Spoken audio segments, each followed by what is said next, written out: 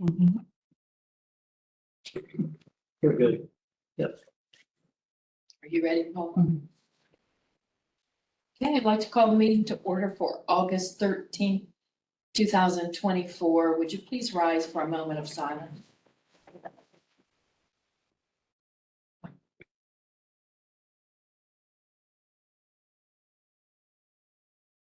Thank you. Would you please join in the Pledge of Allegiance? I pledge allegiance to the flag of the United States of America and to the republic which stands one nation under God, indivisible, with liberty and justice for all. Thank you. Roll call. Trustee Sheets. Here. Trustee Hunter. Here. And Trustee Good. She is absent due to an illness in the family. Test, I should say. No hand. No Hannah? No. Okay. All right, then we will move on to no Hannah, no minutes. I will make a motion to pay our expenditures. Do I have a second? Roll call? Trustee Sheets. Trustee Hunter. Yes. Trustee Good. And we will go on to Deputy Atkins, could not be here tonight. I'll go through his, do you want to do his report? I can sure try. All right, then we will have Deputy Fay. Please the board. The report submitted by Deputy Atkins for the Pleasant Township Monthly from July 30th through August 13th. Total calls for service or self-initiated runs were 132. Reports taken were 19. Total arrests and citations were 11. 2 burglaries in Pleasant Township this month. 13 traffic crashes. 20 medic runs. 2 thefts. 1 stolen vehicle. 12 suspicious runs involving suspicious persons and people, or cars and people, 13 traffic offenses, and that is all he has to report. And down at the bottom, he went, Oh, I'm sorry. Oh, Those that's it. Okay. yes, that is his. Those were complaints that we received, but they were on the sheet he took care of. Okay. Looks like at 6200 Oakhurst, he spoke with Mr. Needles regarding the brush on the property. The concerns were shared and that were expressed by residents and safety issues. He will state that he'll have them cut back this week. At the 6912 London Grove Port, this property was sold to Hudson and Swan LLC in October of 23. Appears a foreign-owned company with a mailing address in Connecticut. According to the Secretary of State's website, he was able to find the name of the statutory agent who also lives in Connecticut. I believe Deputy Atkins spoke to him and expressed concerns for the condition of the property's exterior. There's no timeline listed, however, Deputy Atkins reports that this individual will have someone come out and mow this week.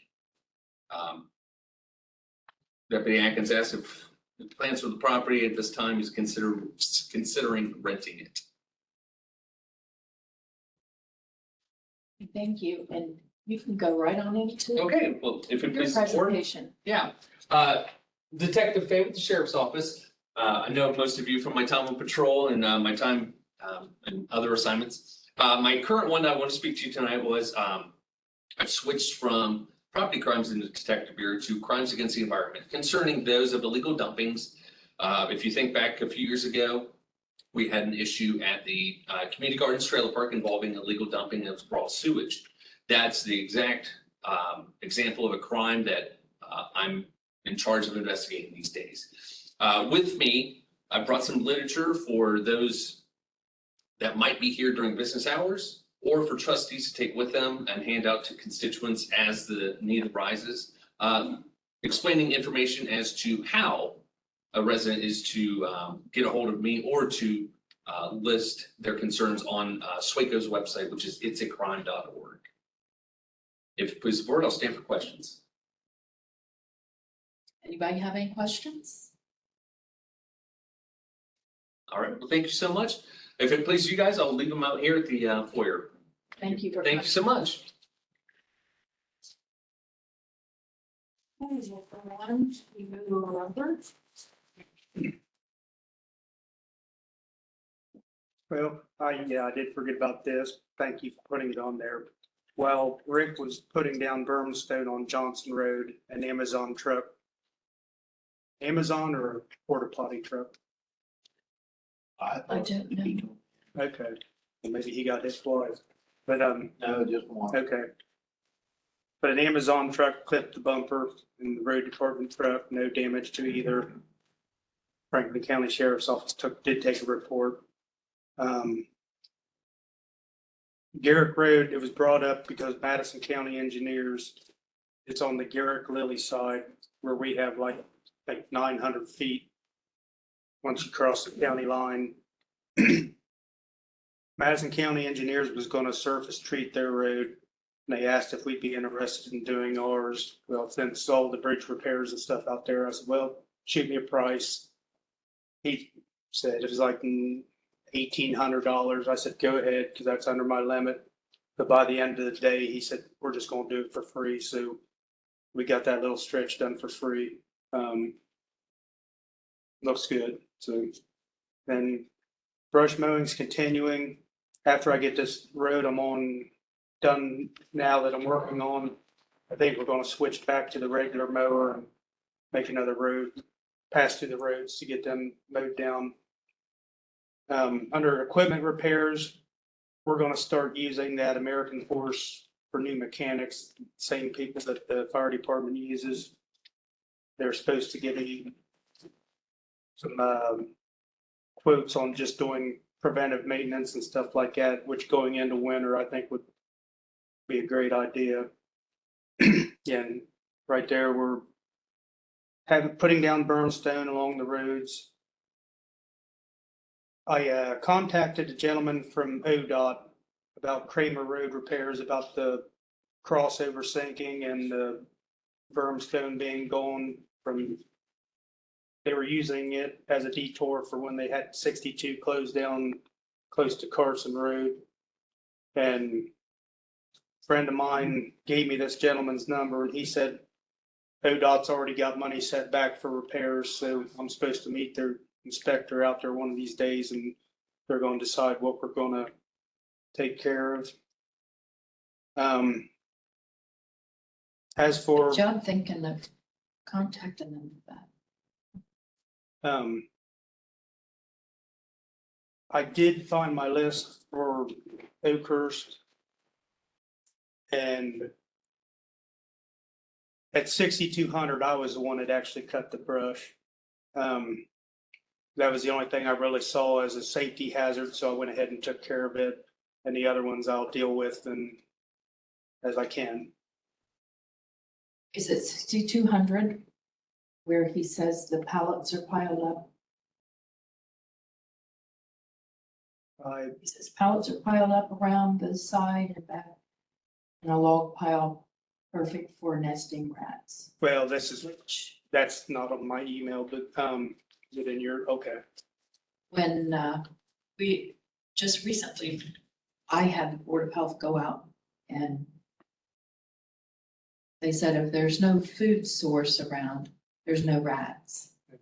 And like pallets piled up on somebody's property, it's their property. There's nothing they can do about it. Okay. Does Oakhurst have a homeowners association? They do not. They don't. No, they should. And we're getting close to doing Gay Road, cleaning the ditch and getting everything back in shape up there. And that's all I have for tonight. Thank you. Chief? All right, for us, we're gonna start out, I invited, Dr. Matt Winnie, and, give you an update on how our health and wellness program's going. So. Matt? Hi. Been here almost a year. First time I think I met you guys. Nice to meet you. Matt, nice to meet you.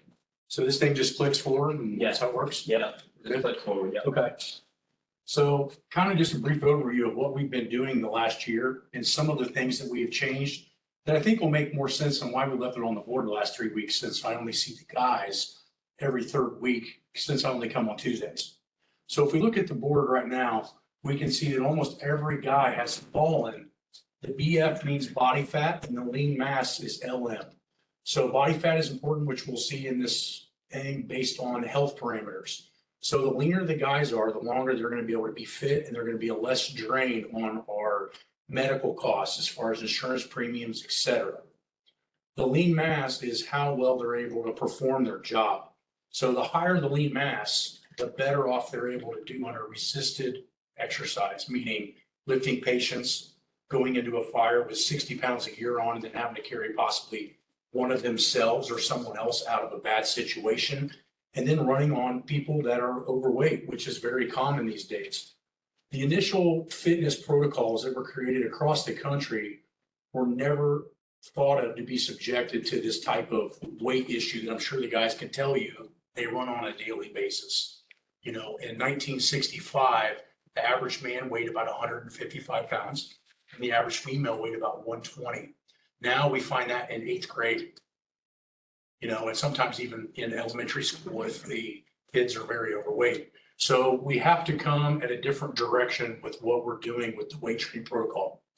Now, I've been at Washington Township since 2007, so no spring chicken to training tactical. But 2 years prior to that, I was working with Special Forces and Ranger Regiment in the Army, and I had no idea what I was doing with the tactical population, which I include the firemen in. But what I had was a master's degree in biomechanics, and I knew how they could properly or improperly move, and I was a good lifter myself. So what I found is that maybe if I can take some of the things that keep on the performance sector us injury-free can help with them. And you're going to see some graphs today that have been over the last 15 to 20 years where we've saved roughly about $350,000 a year in insurance premiums alone just with Washington Township.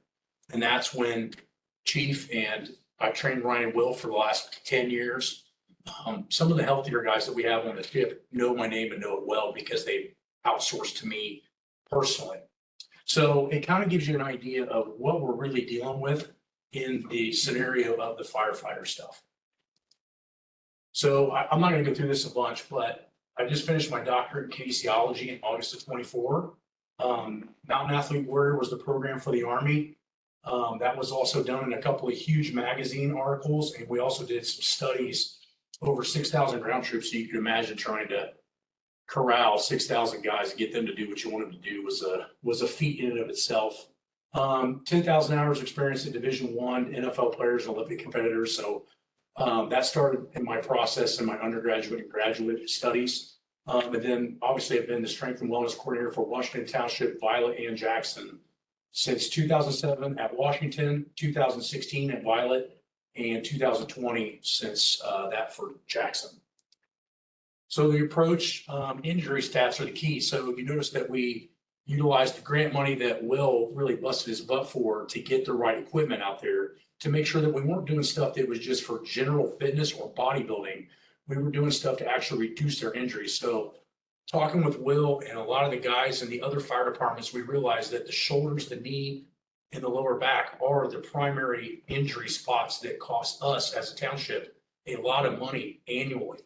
So once we understand our weak points, we got to attack them and provide optimal amount of work in the right areas, which we do have now in the weight room.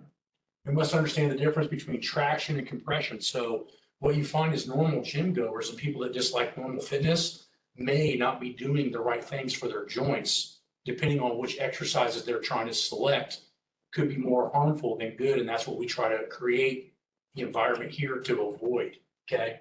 Proper equipment, we already got that. We've been doing the testing, which is you can see on the board. I think we didn't do an average, but I would say on average, most guys lost anywhere from about 5% body fat and gained 3 to 5 pounds of muscle in the last 12 months, which is a huge parameter for health and wellness, as you guys will see here in a little bit. How does this go back? I just hit Previous. So why is there a need for an advanced strength protocol? Because this can be a hard sell nationwide. I just got back from a huge conference out in Wyoming, and a lot of those departments didn't even have a wellness program. And what you start to see is that you have this huge division of wellness and strength training, meaning people that like to work out tend to not select the right exercises for them to do. They like to do whatever they're comfortable with, or maybe whatever they feel strong at, or they're not introduced to. And that's why I come in and show these guys all of the new exercises so that their library is vast and they can work around little bumps and bruises to actually help them heal faster, or at least reduce the acute problem of the injury, keeping them from having to call off and pay guys overtime, et cetera. Many actions we perform in everyday life involve the interior portion of our body. So if you think about it, like today, we're sitting at the desk, everything we're doing is in front of us. What are we doing behind us to make sure that the shoulder, the neck, and the lower back are in the right position to not get wear and tear? And that's what we try to do with the weight training. So we're not only trying to counteract the forces that they're dealing with on runs, we're trying to counteract just daily life. You know, the 85-year-old lady in the grocery store walking like this through the aisle didn't get that way from lifting weights. They got that way from doing everything in front of them for many, many years, gardening, et cetera.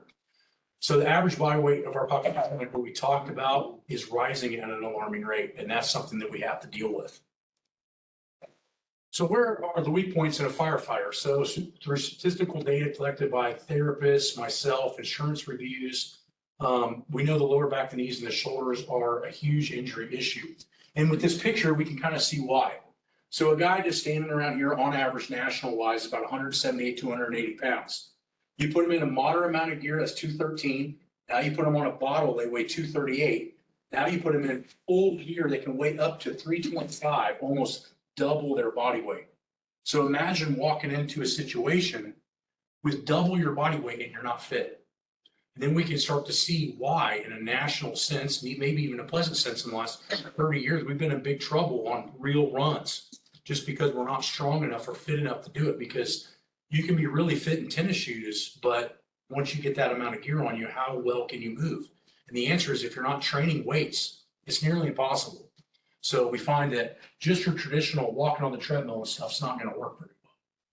So if we look at an analysis of previous protocols, we weren't using the right muscle groups and focusing on these major areas in order to reduce the injuries. So even though we might be more strong, we might be able to complete the lift, we may not be, or complete the run or the patient or whatever it may be, we might be using the wrong musculature, causing excess mileage.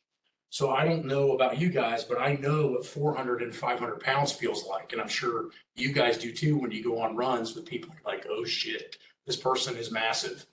And what happens in that situation is you're either strong or you're weak and you're broke. And that's what we try to fix. So general strength, muscle imbalances, and posture must be corrected before any specific training.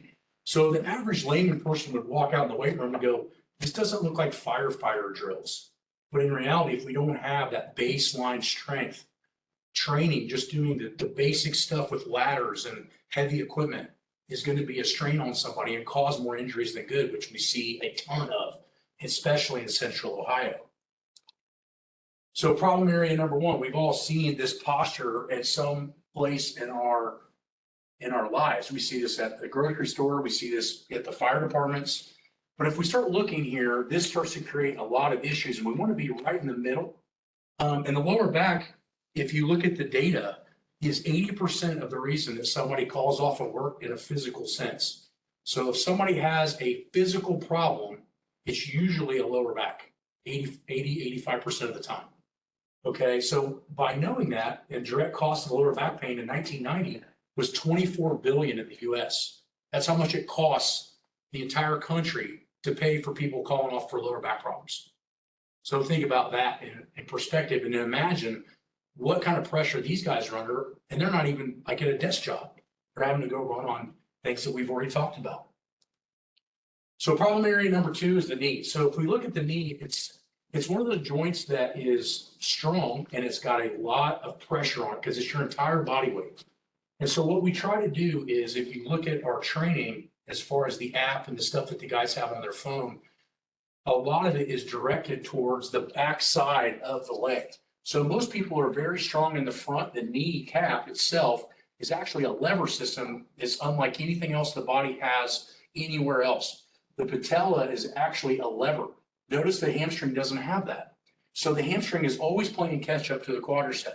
So if you were to look at our lower body training that the guys do twice a week, about 25 to 45% of the training goes in the backside to protect the joint.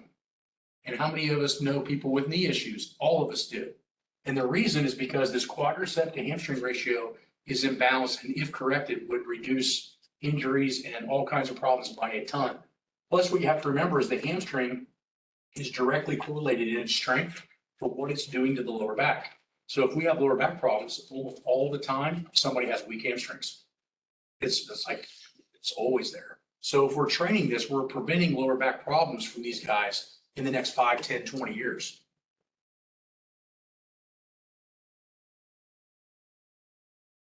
The next one is the shoulder. And the shoulder is weird because it's a ball and socket joint and it has a lot of little muscles going lots of different directions.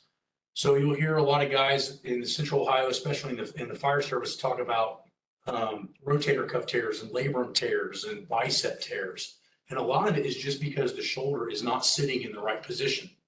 So just today, this, at 2:30 or 4 o'clock, we just actually did a workout where 50% of their workload was on the backside of the body to make them do this so that the shoulder is sitting in the right position, therefore not creating mileage while they're just sitting here listening to me jabber about this stuff, right? So a lot of our training is a 2 to 3 to 1 ratio from posterior to anterior. So that means if we press this way, we're going to do double the work this way in order for everything to situate. Do you guys know why you would do double the back to front?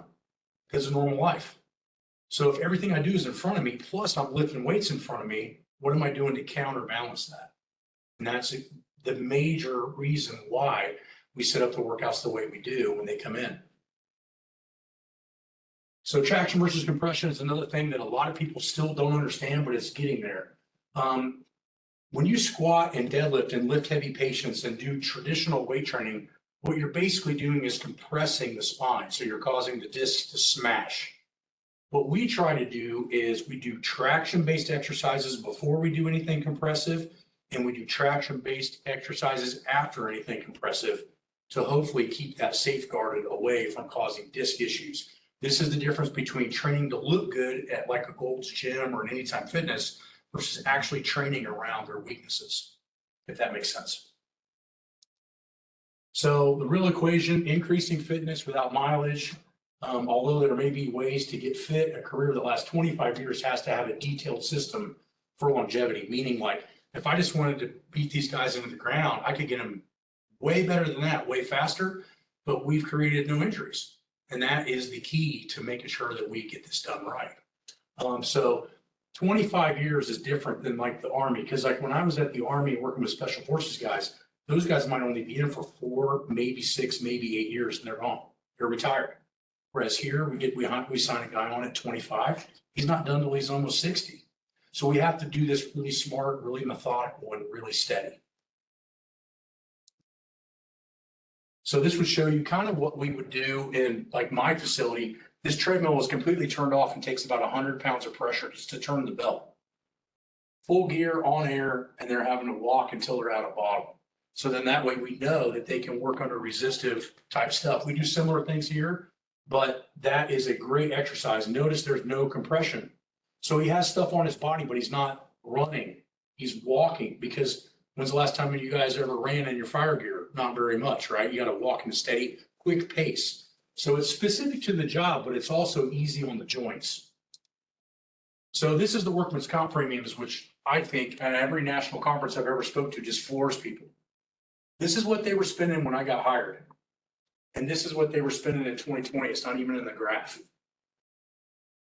I mean, it speaks for itself. And this isn't like 6 weeks. This is like 15 years. The only reason we have these little hiccups, the first one took a while to get to come down because we didn't have the equipment, which we fixed here pretty fast.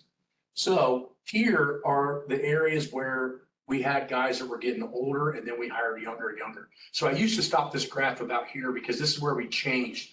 So from the average age from here to here was 44. So not spring chickens.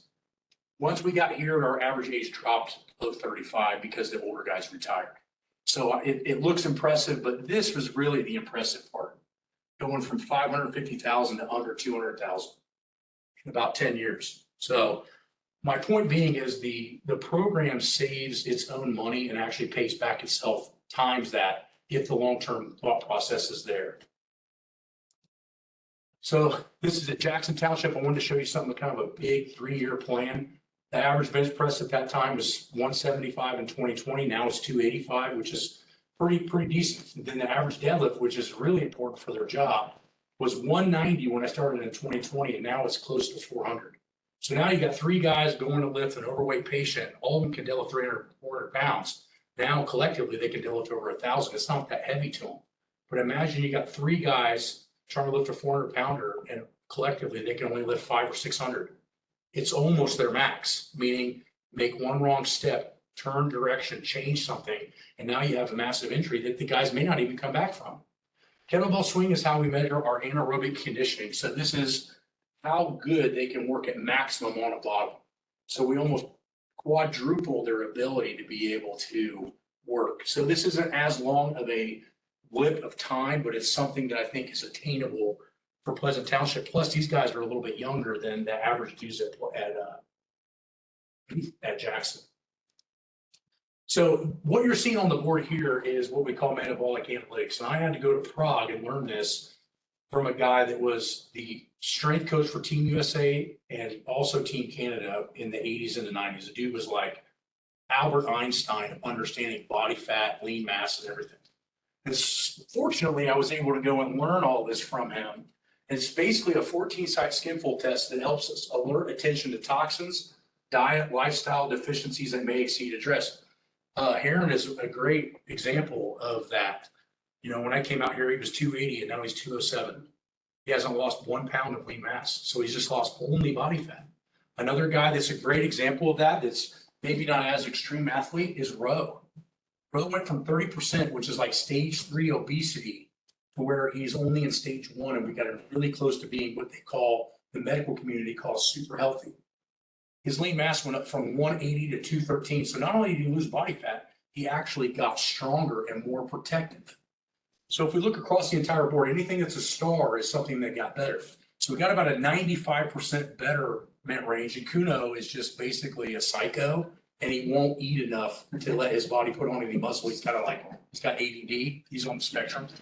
But you get the point of like how much of a difference this is. So some of these things are huge in how fast these guys are aging. So this is you guys, actually this is Jackson. So 25%, so 27% in 2020. Now the average is 23.8. This is over 100 guys. So it's a pretty substantial change in their body fat, which we can see. Oh, I think these guys did even better, you know? So what does body fat have to do with the equation? Because a lot of us, like I said, you guys don't go to school like what I did for this kind of stuff. So it's easy to not understand, what does this mean? Class 2 and class 3 obesity, 30% plus body fat is class 3. So we had some guys that were already there. Related to absenteeism over a year, averaged $1,682 per firefighter per year. Look at how many guys were there before and now they're not there now. Body fat percentage greater than 28% is 5.2 times more likely to experience injury. So why do we worry about that? Because of this. For every 1% body fat greater than 28%, it's associated with 5% increase in job disability. Body fat percentages 30 plus had 60 to 90% risk of job disability, which is not something we want to hear as a township, right? Because somebody goes off on disability, and that's a huge problem. So our goal is to have all our firemen below 23% body fat before 2024, and I think we're close, right? Reducing long-term spending over the next decade. So not just now. So what's the extra lean mass mean? So the LM number, less likely to get sick or injured. Patients with more muscle mass respond better to treatment and recover faster. So we get a guy hurt, he's going to come back quicker. Firefighters with greater muscle mass get injured less. Overexertion is the most common medical claim in firefighters. Each claim costs the department an average 10 grand per claim. increased bone density, reducing all forms of on-duty injury. Muscle mass starts to diminish as early as 40, but the science is showing that that's because we get less active. So if we keep everybody weight training in a smart fashion, this can be almost reversed. I mean, Rowe is not a spring chicken. He's got to be in his mid-late 40s. Am I right?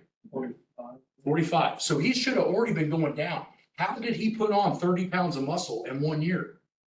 You know what I mean? He shouldn't have been able to do that based on this knowledge. But most people don't have access to somebody like me to look at the diet, do these checkups, make sure they're doing the right stuff in the weight room to actually, in reality, reverse aging.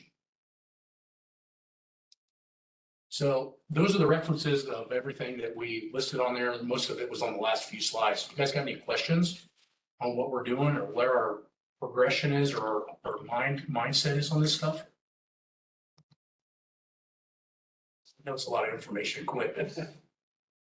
I know it's a lot. You can ask anything you want. It doesn't have to be anything, at that level, but just general questions. I think you see this is full encompassing. So we're not just worried about what they're doing with the weights. We're trying to get their health parameters better. We're seeing it in their blood work change, their natural physicals. Reducing body fat and getting everybody around 20% is going to save you guys tons of money in the future. I mean, beyond what I can even project. And then the lean mass just reduces their ability to get hurt on hard jobs, heavy patients, things where they probably could get hurt. They might get a bump or a bruise versus an ACL tear or a shoulder tear. And that's really what we're trying to do with the program. Now, something that's not really in this, but it's part of the bioprint, and I just wanted to give you guys an idea. You see these things that say codes? This is their weakest link. So as you can see, we have a lot of insulin and recovery. So insulin is basically our body's ability when that code throws that when we eat carbohydrates like pizza, ice cream, when you're lean enough, sometimes that actually just turns into muscle.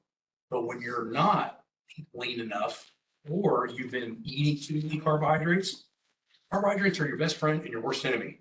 They can make you really strong and really fit, and they can also make you diabetic. And so what we want to do is make sure that insulin code is below 2. And we have some guys that are getting closer to the 2s. We're in the 4s and some of that, but we're getting better. Now, the next big thing that's a huge problem with the firefighters themselves is a recovery code.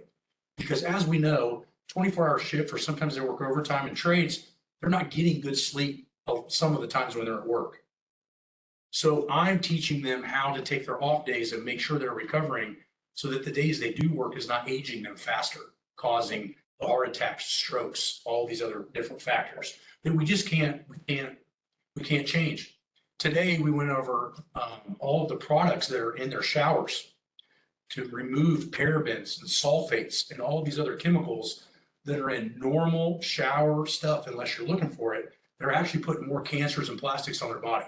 So unlike us, what we don't see is we're not standing next to a car when it's on fire or paint's burning and all these toxic chemicals are around us. Them adding more health risk by putting more of these chemicals on the shower is just more dominoes on the table falling for them to have a poor lifestyle by the time they're 55, 60, and then things start creeping up like, where did this cancer come from? Why do I have these other kinds of issues? And a lot of it was, what were you doing every day? And so we saw the Old Spice. We know that's bad. Aluminum in deodorant is bad. One thing we didn't go over today was fluoride in toothpaste, which actually blocks the absorption of magnesium. So now you see a lot of guys that have carbohydrate cravings and overweight issues. They've been using fluoride toothpaste for the last 25, 30 years. And then it doesn't allow some of the other nutrients to come in. So they're learning a lot more than just what we're teaching in the weight room. So it's pretty full encompassing, I would say. You got anything to add? No, I think you've hit the nail on the head. Okay. What do you do when you're training them since you're not here all the time, to prevent any injuries Good question. while they're? So what we do is they have an app they have total access to me by phone call. So sometimes if they get something they don't understand, they can just call me like, hey, Matt, am I doing this right? Send me a video, which is a lot better than what I had when I was younger, because we didn't have the access to having an iPhone and just boom, there you go, coaching cue. But The app that they receive has the video of how to exactly do the exercise right next to it, which we take a lot of time and effort to put together on a weekly basis. So every exercise they do, they have a coaching video right next to it to make sure they're doing it properly when I'm not here. And a lot of times, even when I am here, we're following the workouts on the app. And then I'm just here to instruct and start to get them to understand, hey, there's some small little tiny minute things you may not pick up on the video.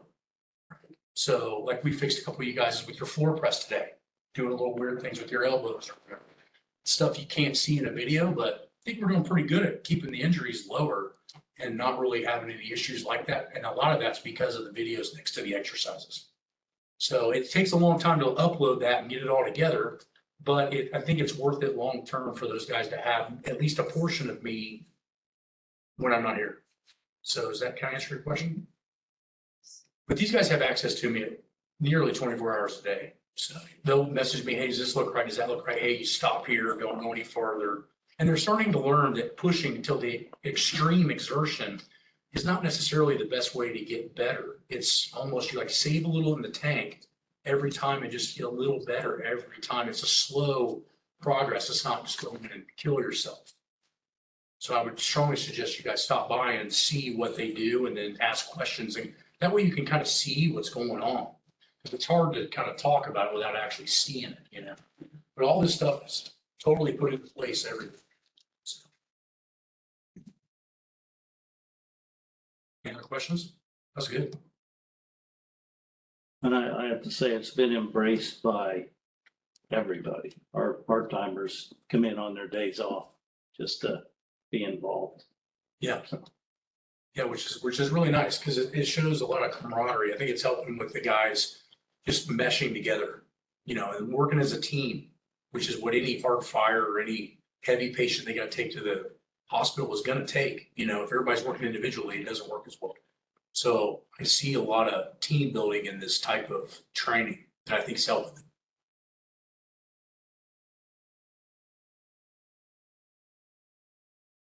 Got any questions, big guy?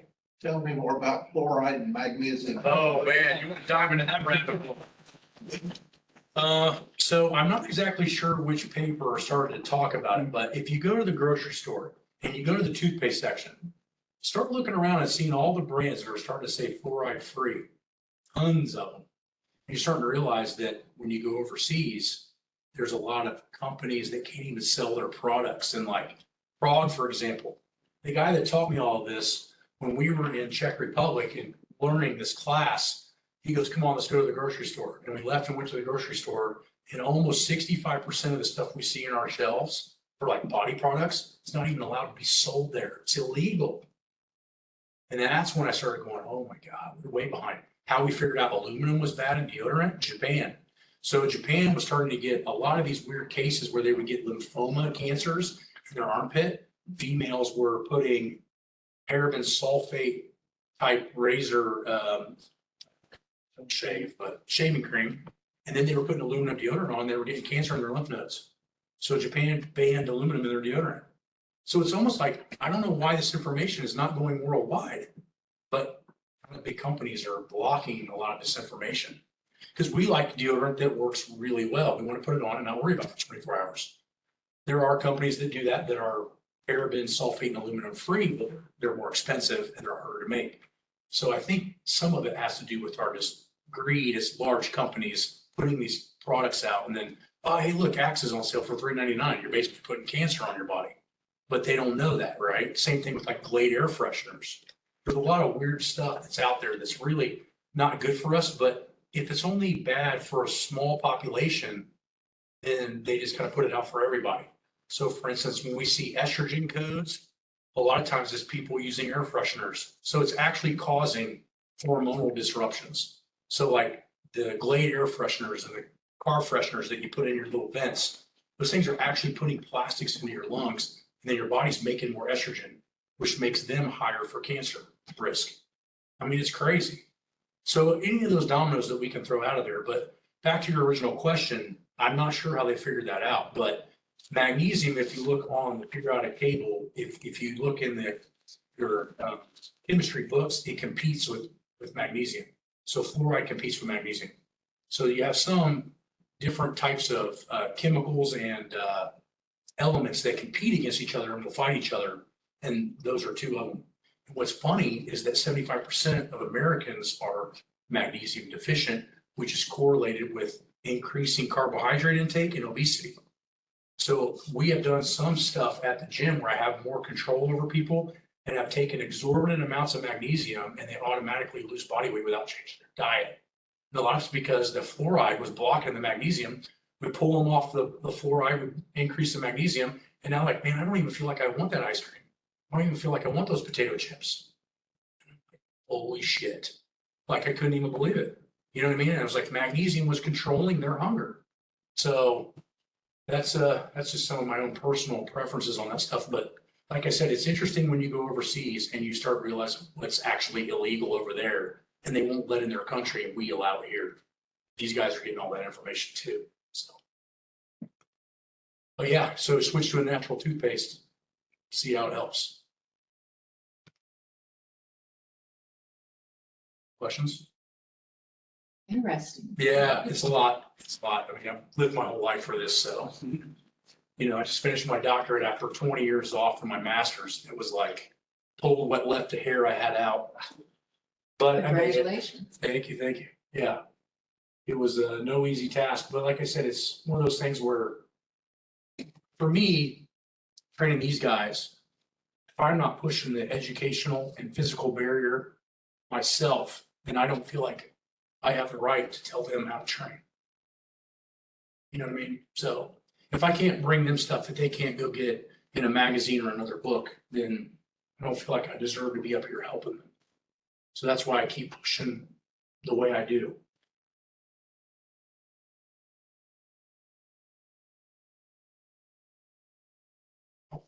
Guess that's it. Thank you. You're welcome. Thank you. Nice to meet you, sir. Nice to meet you, ma'am. Easy. Thank you. That's the greatest. Thank you.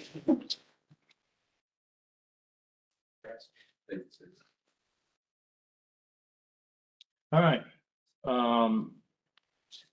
What I have left, apparatus, Medic 231 still drawn, can be there for a while because they're slow as can be. We had preventive maintenance done on Medic 232, utility and life vehicle. Equipment we got in, Swiftwater, Mustang, seal purchased. We had 2 that were leaking. We got 1 now. We'll probably get 1 before winter hits because we'll need it. Training, we have training house we continue to use. We're going to do a burn on September 7th. Paramedic school is ongoing. We have 2 people still in paramedic school. Firefighter Rowan Heron are at rescue school this week, all this week. For building collapse, firefighter Burleson had an opportunity to go. Farm Bureau was putting on some farm yet rescue training. So him and firefighter Noonan went yesterday and firefighter Burleson went today. We were able to get them out of here and go do that. Some of the community risk reduction stuff, we participated in Touch a Truck at Darby Creek Metro Parks, which was very successful this week. They were out there for about 3 or 4 hours. We're planning for Fire Prevention Week. The theme is going to be smoke alarms, make them work for you. And we're going to do an open house this year on Sunday, the start of Fire Prevention Week. Probably have some things, giveaways, free smoke alarms, get names and addresses of people that need them, and invite people into the firehouse and see what goes on. And, you know, a lot of kids, hopefully we can educate the kids and the parents. So as we get near, I'll let you know dates and times because we'd love to have you guys and gals there. Let's see, building, electrician repaired a switch in the hallway, doing electrical work in the back. I have other things that I didn't have on the agenda. Jordan Story, who was one of our part-timers, resigned, is no longer able to fulfill his commitment. So he turned in his resignation. And I want to take, I need a motion to take on Dave Miller as a new part-timer. And we're going to hire him as a part-timer. He's currently full-time, I believe, with Jackson Township and wants to work here part-time. like he worked here previously.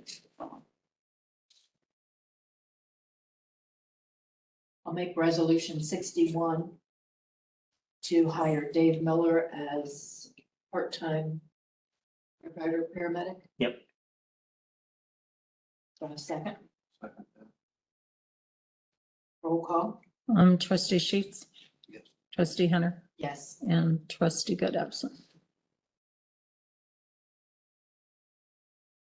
And let's see, well, we're gonna have swearing in a Cody. And the other thing I want to talk about is professionalism.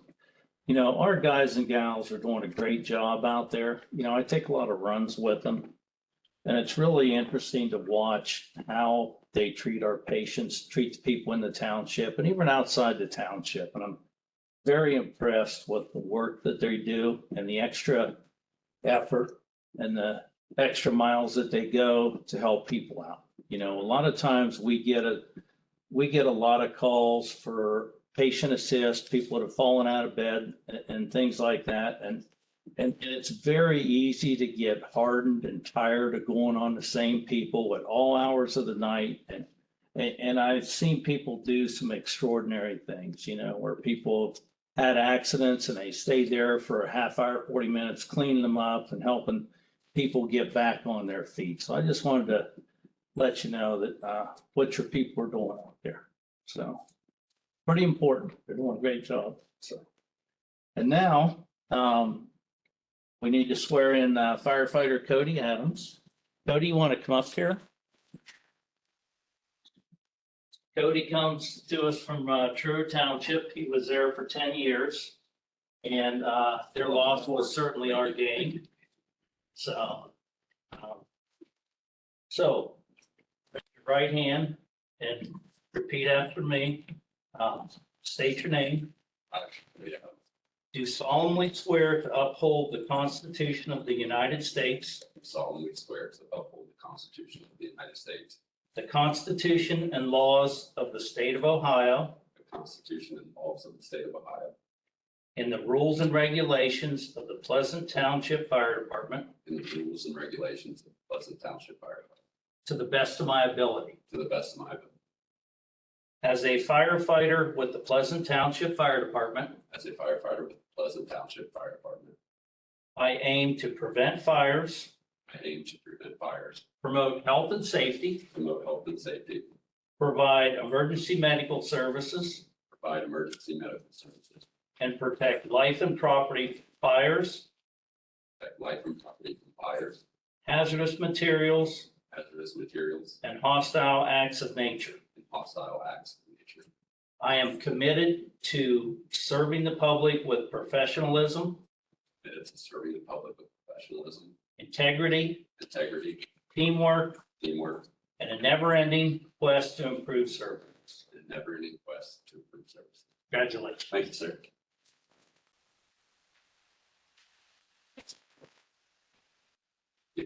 So now I'm going to give you this, and whoever would like to, if you want to introduce who you have with you. This is my oldest son, Caden, and this is my middle child, Brody.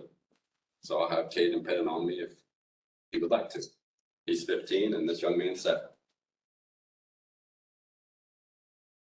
Thank you.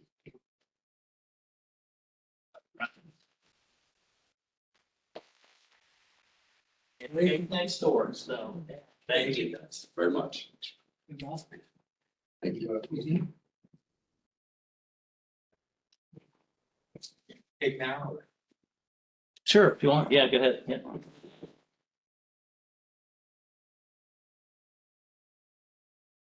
Yep. that's- Oh, I noticed on here you had EMS billing, no updates, on the, July Yes. deposits that they put into the account. I don't have the exact number, but it was like about 40-some thousand. 40-some thousand, okay. I did Yeah, get- so if you look on that cash summary, so far year to date, it's been, just a touch over 69. Okay, So that was a big catch up. that's good. I will I will have that figure next time. That's a relief. Yes. Yeah. Yeah. To know it's coming in. Yeah, so I think a lot of it was makeup because some of the mounts, like They just make a deposit directly, so I never know, and then I just have to look at the banking statement at the end of the month. And there was some fairly large deposits at one time, so, That's good. and that's the first month they've done that. Yep, and I'll get a breakdown with all that, how much we recovered from that, the other company and go from there.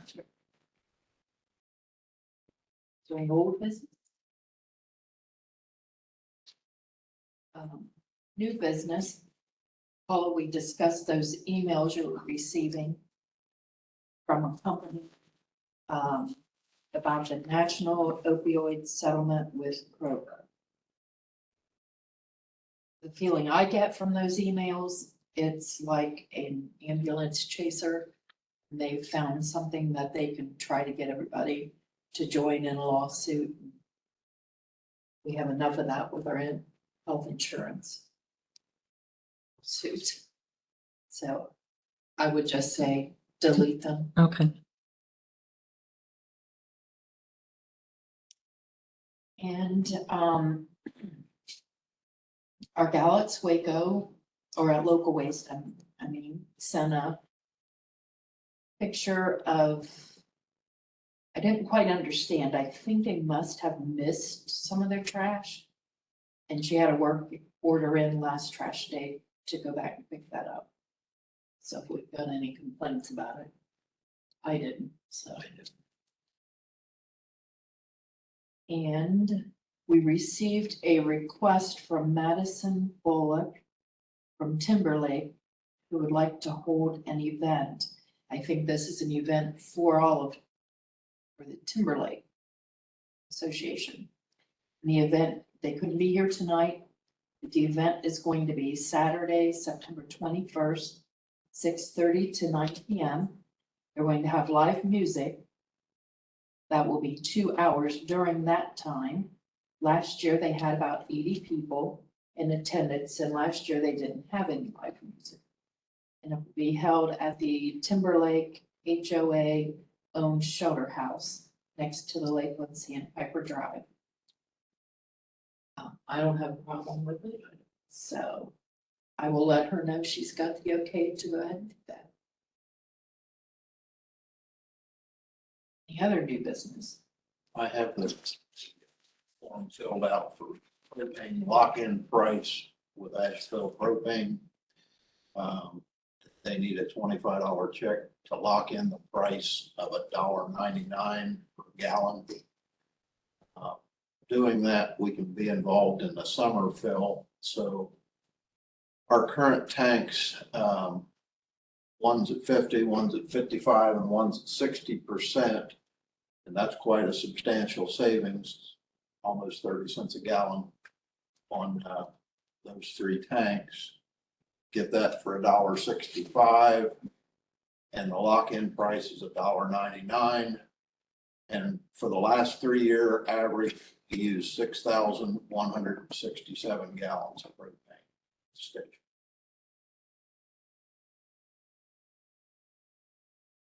Good deal. Right.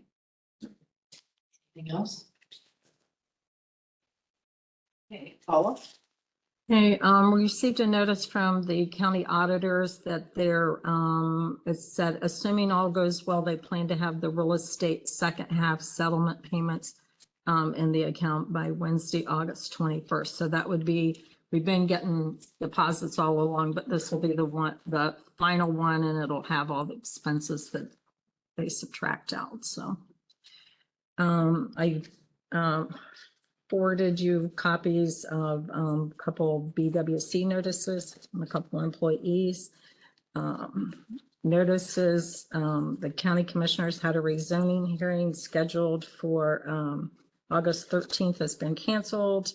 The planning commission has one scheduled for August 14th. We received copies of a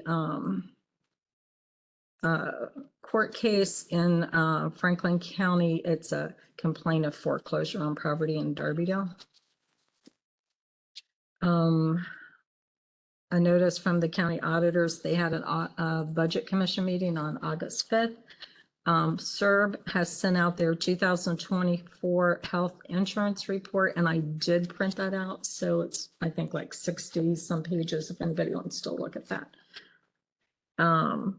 We'd received a notice from the county that they're doing a 2024 roadway safety day. I had forwarded a copy, I think, to Robert on that. A ton of notices, or well, the grassroots clippings from the State Township Association, a lot of emails on different news and announcement information from them, different trainings that they've got going on. Notice from SERB that they're holding a academy training. It's in October, if anybody's interested in that. And everything else I have is pretty much just like newsletters, that kind of thing, from the different agencies, like the county auditor's office, Franklin County Board of Health, Morpsey, a few from Sedgwick, that kind of thing.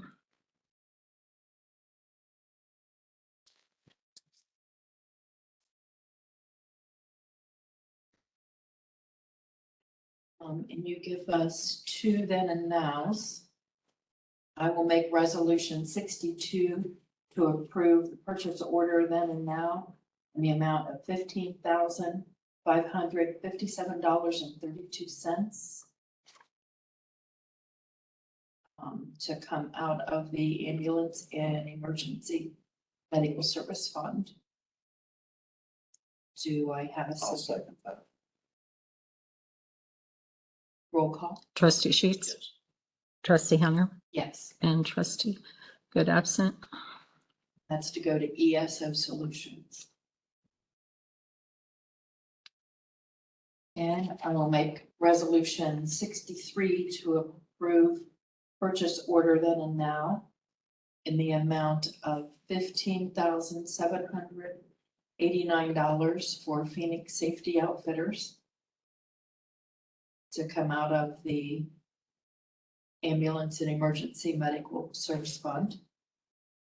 Do I have a second? Second that. Roll call? Trustee Sheets, Yes. Trustee Hunter, Yes. Trustee Good. Is absent.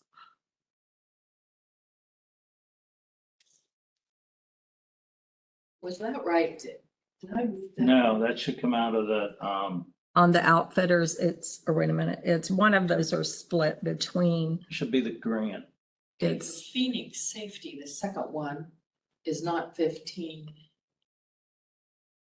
Phoenix Safety should be on the Is Phoenix. that the one? if you look at the It's got top, 30. it'll have like the full amount. And then on down there, it's broken out into what is the grant and then the township share. Would this be the full amount right here? It's the It's, highest amount. I think it's like 16,000 something. That's the full amount. Okay. And I need to amend resolution 63 to the amount of $16,620 total. What did you say it came out of? One comes out of the grant money, the 15, I think 15,000, it's broken down there somewhere. And then the other is the township's 5% share. So would you like to second that amendment? Roll call? Trustee Sheets, Trustee Hunter, Yes. and Trustee Good absent.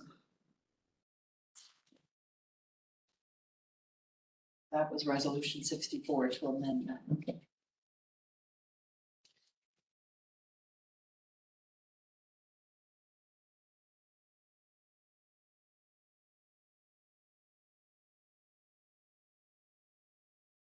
Is there anything else? I'll make a motion to adjourn. I'll second that. One more thing before we adjourn.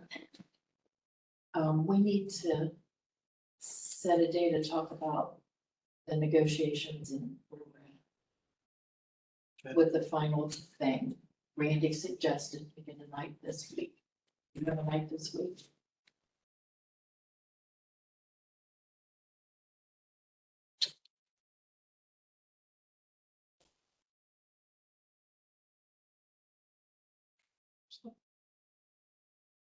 The rest of the week's bad for me. Yeah.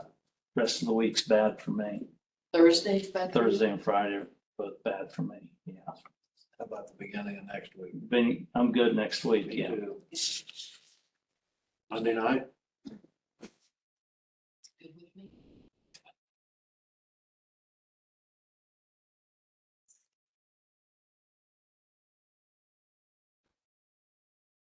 So we'll make that a special meeting.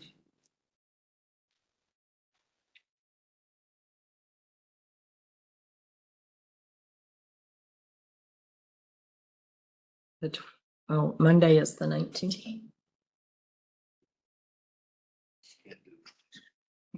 The 20, You said it was the 19th. yeah. It's the 19th. We do Tuesday night? Tuesday's good. I'm busy.